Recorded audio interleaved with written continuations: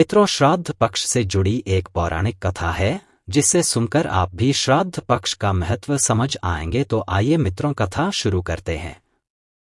पौराणिक कथा के अनुसार जोगे और भोगे दो भाई थे। जोगे अमीर था और भोगे गरीब।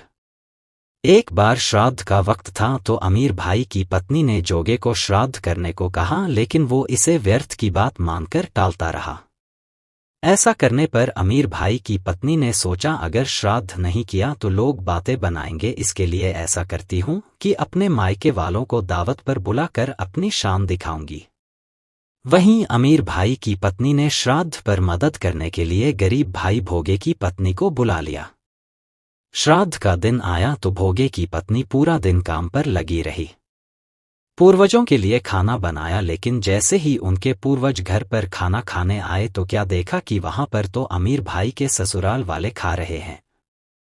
पितर निराश हो गए तो वो गरीब भोगे के घर गए तो वहां क्या देखा कि पितरों के नाम पर अगियारी दी हुई है। पितरों ने उसकी राख चाटी और भूखे ही चले गए। सबने आपस में बात की और कहा कि अगर भोगे अमीर होता तो उन्हें भूखा नहीं रहना पड़ता।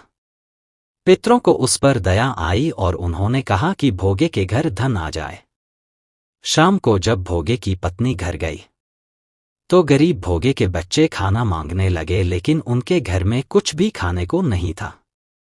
भोगे के पत्नी ने बच्चों को टालने के लिए झूठ ही कह दिया कि बाहर हौदी के नीचे खाने को रखा है, खा लो।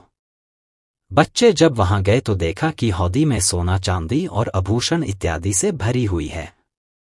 दौड़ते दौड़ते बच्चे माँ के पास पहुंचे और माँ को सारी बात बताई। भोगे भी अब धनी हो गया। अगले साल जब पितृपक्ष आया तो उसने अच्छे से श्राद्ध मनाया, 56 तरह के भोग लगाए और ब्राह्मणों को भी भोजन कराया। इससे पितर बहुत खुश हुए और भोगे का धन और कुल हमेशा बढ़ता ही गया। मित्रों, आपको यह कथा कैसी लगी हमें कमेंट करके जरूर बताएं। प्रेम से बोलो राधे राधे।